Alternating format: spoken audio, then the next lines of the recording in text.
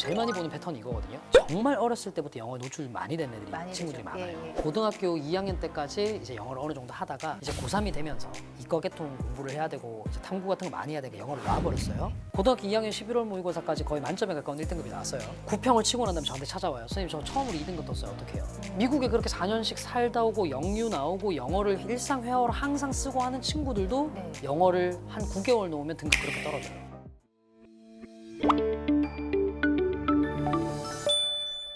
안녕하세요. 교육 고민을 대신 물어봐주는 교육대기자TV, 저는 대기자 방종임입니다.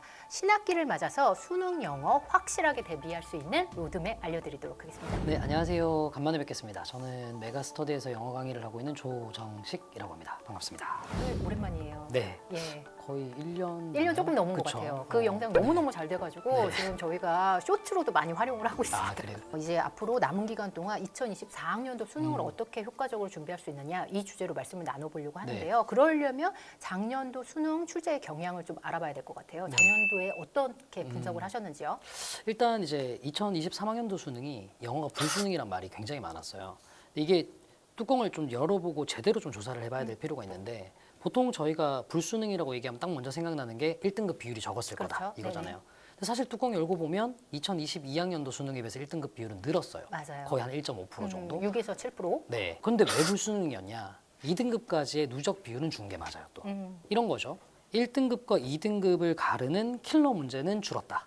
그렇지만 전체적으로 학생들이 얘기하는 준킬러 문제들, 준킬러 문항. 요 문항들의 난이도는 조금 오른 게 맞다. 네. 요 정도로 조금 보셔야 될 것 같고, 플러스 알파로 항상 이제 영어라는 과목이 지금은 이제 절대평가다 보니 학생들이 학습량을 많이 가져가는 과목은 아니거든요. 고3 때 특히나. 네네. 그래서 다른 과목들과 밸런스를 많이 잡는데 고전 그러니까 2022학년, 2023학년도 9월 평가 모의고사죠. 네. 이게 역대급으로 쉬웠어요. 맞아요. 네, 1등급이 15.8%가 나왔으니까 음. 아마 그때 시험을 치고 난 다음에 저희 이제 좀 격한 말이긴 합니다만 수험생들이 쓰는 말로 국뽕을 맞고 애들이 이제 영어 공부 놔버리는 바람에 예. 수능에서 좀 미끄러지는 아, 이 경우가 좀 정도면 있었죠. 당연히 1등급 나도 받겠다. 이런 그래서 식으로요. 실제 저희가 현장에서 생각했던 난이도는 이거보다 조금 더 낮은 난이도였어요. 시험지를 처음 받아봤을 때. 네네. 근데 이제 언론에서 이게 불수능이라고 떠들어서 이게 도대체 어떻게 된 건가라고 생각을 좀 해봤더니 소위 얘기하자면 이제 방구석에서 혼자서 이제 머리를 네네. 생각해본 거긴 합니다만 어쩌면은 이 코로나 시대 이후에 그 교육 관계자들이 고민했던 이 교육 격차들 있잖아요. 학습 격차. 네, 예. 이게 지금 이제 조금씩 이제 드러나는 거 아닌가? 코로나 시기에 고등학교 1, 2학년을 지난 친구들, 그럼 이제부터 나타난다고 말씀하셨는데, 네. 그러면 올해도 그리고 내년도에도 연결될 가능성이 있는 거네요. 그런 것 같아요. 지금 현장에서 학생들을 만나고 있으면 그게 좀 여실히 느껴져요. 네. 좀 심각하다는 느낌이 드는 게 집중력의 스팬이 확실히 낮아졌어요, 학생들이. 오프라인에 앉아서 이제 집중을 네네. 못 하는 거죠. 그게 단순하게 수업에 집중의 문제뿐만 아니라 네. 영상을 보는 문화도 되게 많이 달라졌는데 예, 아까 이를테면요? 편집장님도 말씀하셨잖아요. 쇼츠요. 학생들이 예전에는 이제 제가 코로나 직전까지만 하더라도 와 요새 학생들은 TV의 호흡도 길어서 못 보는구나 정도가 맞아요, 이상하다고 맞아요. 생각했는데 이제는 유튜브도 호흡이 길어요. 근데 그게 이제 사실 글읽기의 능력을 물어보는 영어 같은 과목에서는 되게 치명적인 거죠. 그렇죠. 좀 예. 어려운 글들은 진득하니 앉아서 좀 읽는 능력이 필요한데 집중력의 스팬이 되진 않으니까 도전해보고 안 되면 그냥 놔버리는 거죠. 거기다가 작년도에는 말씀하신 것처럼 난도도 널뛰기를 했잖아요. 그죠. 평가원 내에서도. 네, 그렇죠. 이런 문제까지 있으니까 친구들이 어디까지 공부를 해야 되나 이런 부분에서 막연함을 느끼는 것 같아요. 그죠. 수능 영어라는 과목이 그 범위가 절대적으로 정해져 있는 과목이 아니다 네네. 보니까 수학 탐구처럼 딱 여기까지가 아니다 보니 학생들이 그 부분에서 선을 긋는 걸 참 제일 힘들어하는 것 같아요. 그게 제일 티가 나는 게 사실 어휘거든요. 어휘. 그러니까 네. 단어 공부를 할 때 1번 단어를 어디까지 외워야 될까? 그럼 예를 들면은 평가원 모의고사를 똑같이 보더라도 되게 재밌는 게 같은 해 6월 평가원 모의고사에서는 그 교수님들이 되게 어려운 단어를 각주를 달고 문제를 출제를 하세요. 네. 근데 같은 해 6월 평가원 모의고사에서는 각주가 없던 단어가 똑같은 단어를 수능에서 실었을 때는 각주를 주는 거예요. 그럼 이제 좀 똘똘한 학생들은 평가원 기출 문제를 쭉 모아서 보다 보면 그렇겠죠. 이 각주 달린 단어를 외워야 돼 말아야 돼? 어휘가 가지고 있는 뜻들이 여러 개가 있으면 네. 요새 수능은 1, 2번 뜻들만을 물어보는 게 아니라 저 뒤에 7, 8번 뜻들도 물어보거든요. 이제 그런 걸 보고 나는 학생들이 그럼 단어 뜻은 몇 번까지 외워야 어디까지 될까지 가야 되나. 예, 이런 범위 설정 문제가 제일 힘든 게 이제 어휘인 것 같아요. 뭐냐면 굉장히 학술적이고 어려운 단어라도 뭐 예컨대 재작년에 9월 평가원에서 나왔던 단어 중에 고래목이라는 단어가 있어요. 그 목이 이제 이 예. 목 말고 예. 생명과학에서 쓰는 종속, 과목, 강문계 할 때 그 목 아, 있잖아요. 네네네. 되게 어려운 단어잖아요. 네. 저는 고래목이라는 단어 태어나서 처음 들어봤거든요. 저도요. 들어보셨나요? 못 들어보셨죠? 못 근데 들어봤어요. 이게 영단어로 나오면서 각주 없이 나왔어요. 그러니까 이제 교수님들의 원칙은 딱 이건 것 같아요.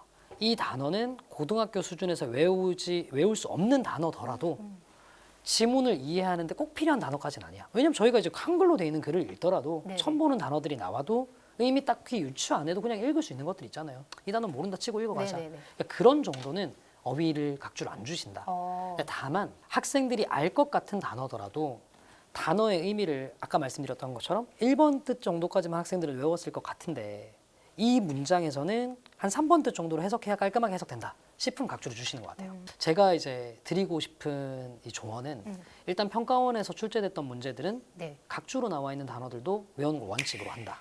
이게 교육청 아닙니다. 평가원이요. 예. 어휘책을 고르실 때 그래서 제일 좀 신경을 쓰셔야 될 부분들이 예문이 풍부할 것. 예문이. 예문. 예. 예, 그게 이제 답일 수밖에 없는 게 아까 말씀드렸던 것처럼 단어의 범위도 문제지만 단어의 뜻을 어디까지 외워야 될지도 굉장히 큰 중요한 이슈인 거죠. 예문으로 확인해야 되겠네요. 네. 각 영역별로 그럼 수능 영어 어떻게 구체적으로 합습해야 되는지 좀 여쭤보도록 하겠습니다. 네. 맨 처음에 문법이에요. 네. 문법에 대해서 할 말씀이 많으신 걸로 알고 있습니다. 아니 안 해도 돼요. 네. 수능 문법을 기준으로 얘기를 하면 일단은 문항수도 너무 적고요. 한 문제. 그게 이제 배점도 작년 수능 같은 경우는 2점 배점. 그럼 이게 뭐 합격이나 뭐 1등급의 당락을 좌우하는 문제는 절대 아니라는 거죠. 근데 문항수로 보면. 네네. 그렇죠. 근데 문법은 또 학습해야 될 범위가 너무 방대해요. 정말 외워야 될 게 많아요. 예. 용어부터 시작해서 뭐 영어 문법은 또 이제 예외도 많고 막 그렇잖아요. 그러니까 시간 투자 대비 얻어낼 게 너무 없는 영역이긴 하죠. 그래서 저는 수능을 대비하는 학생이라면 네. 막 점수대가 88점에서 92, 3점 왔다 갔다 하는데 문법을 맞추면 1등급 나오고 틀리면 2등급 나오는 학생이면 문법 해라. 그게 아니면 예. 굳이 네가 문법을 할 때냐 딴 걸 하는 게 낫지 않겠냐라는 게 제 의견이에요. 고3이 아니라 예. 그거보다 좀 더 어린 나이 학생들. 초중등? 뭐 초중등 뿐만 아니라 고1, 2까지. 음. 요 학생들까지는 문법 학습 미리 좀 해놓으면 편하긴 해요. 예. 그러니까 보통 수능 문법보다는 내신 문법이 훨씬 더 범위가 방대하고 깊거든요. 문법에 대한 고민이 시작되는 시기가 초등 고학년 맞아요. 같아요. 초등 맞아요. 고학년 맞아요. 때 중학교 때부터 내신이 어렵다고 하니까 초등 맞아요. 고학년 때 문법을 한번 떼놓고 가자. 네. 그래서 초등 고학년 때 해야 되냐 말아야 되냐가 네. 어머님들 사이에서 굉장히 큰 화두거든요. 네. 이게 지난번에 제가 예전에 대기자 TV에서 맞아요. 출연했을 때 그 예, 말씀을 드렸었는데 나는 문법 몰랐다고 말씀을 드렸는데 예. 제가 사실 그때 나왔던 댓글들 다 읽어봤거든요. 다 읽어보셨어요? 네. 저는 사실 이제 텍스트를 읽는 걸 너무 좋아해서 네네. 악플들도 많이 보는데 이번에 좀 제발 좀 좋은 리플도 많이 달아주세요. 예. 오늘 나름대로 외모도 가꾸고 왔는데 네. 네. 어쨌든 뭐 이번에는 그때에 비해서 댓글 늙었다 이런 거 하지 마시고. 선풀 부탁드립니다. 근데 좋은 리플들 많았죠. 네네. 근데 거기 막 그런 거 있더라고요. 아니 근데 뭐 어떻게 문법도 하나 모르면서 고대 국대를 가서 이게 말이 돼? 막 이런 얘기가 있었는데 저는 진짜 문법 용어를 하나도 몰랐어요. 그래서 네네. 제가 이제 그 리플을 보면서 생각을 했거든요. 네네. 나는 그럼 학창 시절에 문법 문제를 어떻게 풀었을까? 막 이런 걸 생각을 좀 해봤거든요. 뭐였냐면 예를 들면 이런 거예요. 조금 문법 용어를 섞어서 설명을 네네. 해볼게요. 뭐 지각동사라는 걸 배우잖아요. 지각동사가 나오면 목적어 다음에 ing를 쓴다. 뭐 이런 걸 이제 문법 용어로 배운단 말이죠. 저는 근데 학창 시절에 그 용어를 몰랐어요. 근데 그러면 이제 중학교 들어가서 그 시험 문제를 풀 때 그런 게 문법적으로 옳은지 그른지를 물어보는 문제가 나오면 네. 저는 어떻게 풀었냐면 제가 알고 있는 노래 가사 있잖아요. 노래 가사에 I saw you dancing이라는 노래 가사가 있으니까 saw 다음에 ing 쓰는 거 맞나 보다 하고 그냥 풀었었거든요. 저는 그렇게 갔었거든요. 네네. 제가 그래서 문법이 필수적이지 않다라고 말씀을 드린 거예요. 그러니까 저희가 우리말을 공부를 할 때 아니, 나는 짬뽕 먹을게 너도 설렁탕 먹어라가 그렇지 않죠. 그렇게 그쵸. 배우지 않죠. 이게 또 문법적인 구조를 다 따져가면서 판단하는 건 아니라는 거죠.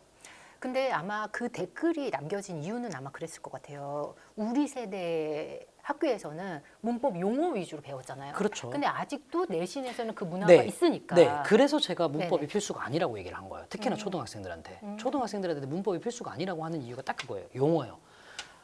너무 현란해요. 맞아요. 아직도 진짜 남아 문법 있어요. 용어는 정말 힘들어. 아니 저도 이제 문법서를 제가 요 최근에 좀 하나 쓴 게 있거든요. 그래서 저 책들을 좀 봤는데 와 제가 학창 시절에 썼던 문법 용어를 그대로 다 쓰고 있다고요.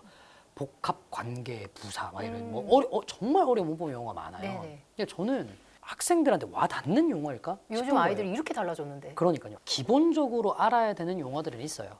예를 들면 뭐 영어에서 어떤 품사의 이름들 있죠. 네. 뭐 명사, 형용사, 동사 이런 품사의 이름이라든지 아니면은 그 문장 성분의 이름, 뭐 주어, 목적어 이런 이름들에 대해서 정도는 알아야 될 필요가 있으나 그 이상 들어가 버리는 것들이죠. 뭐 투, 부정사, 동명사, 명사적 용법 이런 얘기들 있잖아요. 네.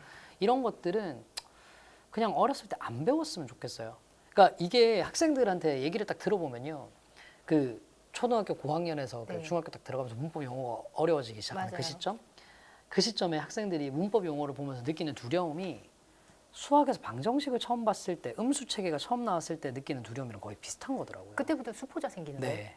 딱 그러니까 영어가 딱 그렇더라고요. 보니까. 그러네요. 한편에서는 이런 의견도 있거든요. 문법이 어느 정도의 분량이 있기 때문에 그 커리큘럼을 빨리 떼는 게 나중에 학습하는데 효과적이다. 근데 저는 그 문법에 분량이 있다라고 말씀하시는 분께 역으로 여쭙고 싶어요. 네, 그 그렇지 교육에서 않아요? 얘기하는 문법의 분량이 어디까지인지 아시냐고. 어...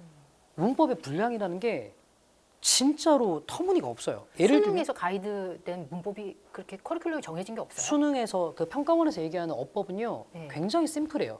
그래요? 의사소통에 필요한 범위까지만 물어봐요. 그래요? 근데 제가 그래서 수능은 문법을 더 이상 공부할 필요가 없다라고 얘기해요. 정말 근데 수능 문법은요. 분량으로 따지면 돼요. 내신 문법에서 물어보는 게 이 정도 분량이잖아요. 그럼 수능 문법은 요만큼밖에 안 물어봐요. 훨씬 더 적은 분량을 물어봐요.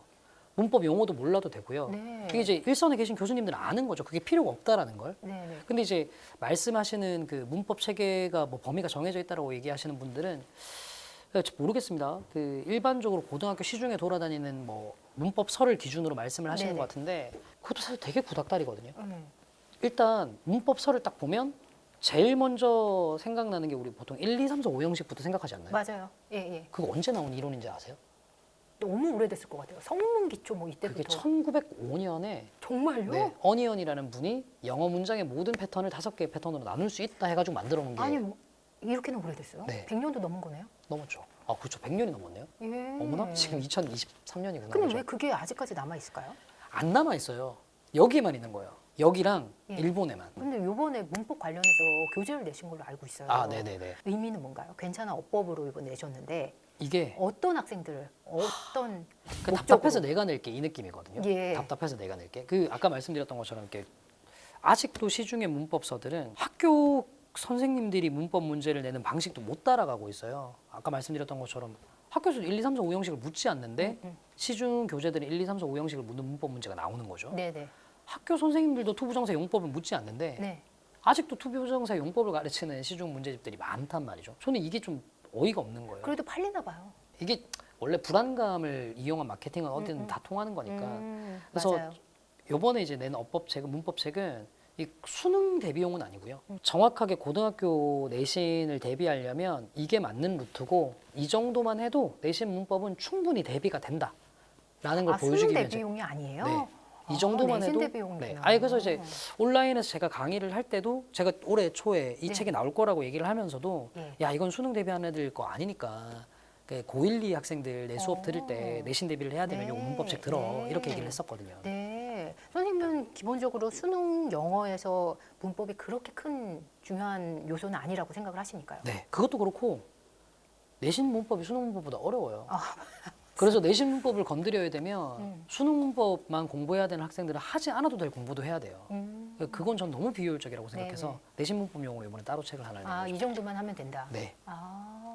그래서 딱 이 책도 이제 네네. 제목이 괜찮아라는 이름인데 네. 딱 그냥 느낌이 딱 이거예요. 딱 너 그냥 아무것도 노베이스여도 괜찮으니까 네. 이 정도만 딱 하면 괜찮다. 문법 같은 경우에는 내신의 비중이 워낙 크기 때문에 그렇죠. 그리고 아무래도 뭐 대학 입시 뭐 저보다 훨씬 더 잘 아시겠지만 네. 전 시장님이 대학 입시는 수시 위주로 움직이게 되어 있고 하다 보니 내신을 수능을 네. 수능이 아니라 수시를 위한 빅피처로 만드셨네요. 네, 그 생각을 하고 있는 겁니다. 사실 수시를 네. 위한 빅픽처고 네. 영어 과목이 또 내신으로 생각해 보면 비중이 큰 과목이잖아요. 시수가 맞아요, 큰 과목이고 맞아요. 네, 네. 거기에 맞춰가지고 만든 문법서라고 생각해 주시면 될 것 같아요. 그러면 학년은 중3부터 보면 되나요? 그렇죠. 중3 그리고 좀 영어가 사실 과목이 그래요. 이게 학년 제한이 없는 경우라서 맞습니다. 제 현장 강의를 하는데 예. 어떤 학생이 이제 끝나고 사인을 받으러 왔어요. 네. 근데 키는 되게 큰데 얼굴이 너무 앳돼 보이는 거예요. 그래서 야, 너는 피부 어떻게 이렇게 좋니? 라고 얘기하니까 저 중3이에요 라고 얘기를 하더라고요. 그 중3 학생들도 현장 강의를 들으러 와요. 최근 들어서 점점 내려오다 보니까 중학교 1학년이 자유학년제거든요. 그러니까 시험이 없어요. 학교에서 내신이. 이건 이때 저도 영어 좀 알아놔야 되겠네요. 저희 네, 예. 남 일을 위해서. 맞습니다. 이때 영어를 끝내놓는 친구들이 너무 많아졌어요. 요즘 들어서.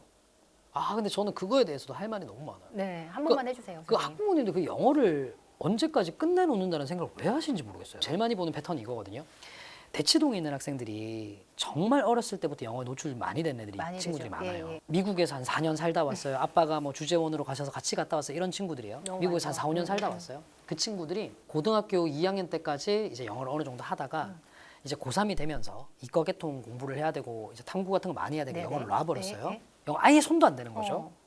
고등학교 2학년 11월 모의고사까지 거의 만점에 가까운 1등급이 나왔어요. 예, 예. 9평을 치고 난 다음에 저한테 찾아와요. 선생님 저 처음으로 2등급 떴어요. 어떡해요? 어. 그러니까 미국에 그렇게 4년씩 살다 오고 영유 나오고 영어를 일상 회화로 항상 쓰고 하는 친구들도 네. 영어를 한 9개월 놓으면 등급 그렇게 떨어져요. 중1 때까지 영어 완성이 말이 될 리가 없어요. 이게 언어의 완성은 그 언어를 일상적으로 쓸 때는 말이 돼요. 그러니까 중1 때까지 영어 공부를 다 해놨어. 근데 이 친구가 뭐 영어권 국가에 가서 살 거야. 네. 하다못해 영어권 국가는 아니더라도 일상적으로 영어를 쓸 수 있는 뭐 국제학교 정도의 환경에 노출되어 있어. 그러면 저는 학부모님의 의견을 존중합니다. 네. 근데 그게 아니면 몇 학년까지 영어를 끝내놓는다는 건 네. 어머님들 욕심이세요. 정말 욕심이세요. 저는 차라리 그럴 것 같으면 중학교 1학년 때 그냥 그 나이에 맞는 정도의 학습하고 선행하지 마시고요. 중3 돼서 그때부터 고등학교 뭐 문법 대비를 하든 고등학교 1학년 돼서 문법 대비를 하셔도 저는 충분하다고 생각하거든요. 땡겨서 공부하는 건 없어요. 문법을 잡아주셨고 듣기는 어떻게 해야 될까요? 수능 듣기를 기준으로 수능 말씀을 듣기입니다. 드리는 거면 네. 그냥 귀를 청결하게 하시면 됩니다. 그 정도만 해도 돼요? 네, 누구나 그냥 다 들을 수 있는 정도라 가지고 네. 그 저안 들리던데. 수능 듣기요? 예. 안 들은 지 오래되셔서 그래요. 아 그래요? 안 들은 지 오래되셔서 계속 그래요. 들으면 되나요? 오래되셔서 그러실 거고 네. 금방 감 회복돼요. 근데 이제 그 듣기와 관련해 가지고 제가 꼭 드리고 싶은 말씀은 듣기가 많이 듣는다고 늦는 게 아니거든요. 많이 듣는다고 듣기가 어떻게 들겠어요? 뭐 마음 잡고 우리가 이제 아랍어 방송 하나 이제 똑같은 거 한 달 들으면 아랍어가 들리기 시작할까요? 안 들리겠죠. 그죠? 예. 이 영어 듣기도 똑같거든요. 네. 근데 영어 듣기를 못하는 학생들은 예. 100이면 100 다 그냥 영어를 못하는 학생들이에요. 근데 영어를 못하는 학생들이 영어를 듣고 있으면 들릴 리가 없죠. 사실 이 친구들한테 정말 필요한 건 스크립트예요. 대본. 스크립트를 봐야죠. 계속 읽어야 돼요. 스크립트부터 먼저 보고 모르는 단어 있으면 그걸 외워야죠. 아니 내가 눈으로 봐서 모르는 단어를 귀로 들어서 어떻게 들려요? 근데 또 그 친구들 또 다른 특징은 뭐냐면 눈으로 단어를 외우잖아요. 네. 단어의 발음을 몰라요. 그래서 듣기를 잘하고 싶으면 듣기 문제를 틀린다. 네네. 듣기를 잘하고 싶다의 기준은 뭐냐면 수능 영어 듣기를 기준으로 한 문제라도 듣기면 듣기를 못하는 거예요. 수능 영어를 기준으로 듣기를 한 문제라도 틀리면 듣기를 못하는 겁니다. 네. 네. 왜냐하면 듣기 문제는 가장 어려운 계산 문제라 하더라도 전국 평균 정답률이 60% 밑으로 안 내려가요. 뭐가 있냐면 요새 정보의 과잉 시대라 가지고 좀 소위 얘기하는 상위권, 최상위권들은 네. 사실 듣기를 들으면서 독해 문제를 풀거든요. 맞아요. 그걸 아니까 자기는 그 실력이 안 되는데도 그래야 되는 줄 아는 거예요. 그러니까 제가 제일 답답한 게 이거 자기는 듣기가 5개씩 틀리는데 듣기를 들으면서 독해를 어떻게 하면 될까요? 묻는 거예요. 아, 저는 진짜 좀 너무 우아한 방송이라 아니, 그러지만 근데 진짜 그럼 저는 진짜 좀 세게 얘기하거든요. 어. 진짜 너는 빡대가리라고. 뭐 하는 새끼냐고 너는. 등급부터 확인해라. 되게 재밌는 게 뭐냐면 별로 공부를 해본 적이 없는 친구인데 독해력이 갑자기 확 올라오는 애들이 있어요. 얘는 그냥 일단 특별히 공부에 재능이 있는 게 아니고 그냥 네네. 독해력은 확 올라오는 애들이 있어요. 얘들 데려다 놓고 얘기를 해보면 진짜 큰 공통점들이 책을 많이 읽었다는 건 당연한 건데 어떤 책을 많이 읽은 애들이냐면요. 대기자 TV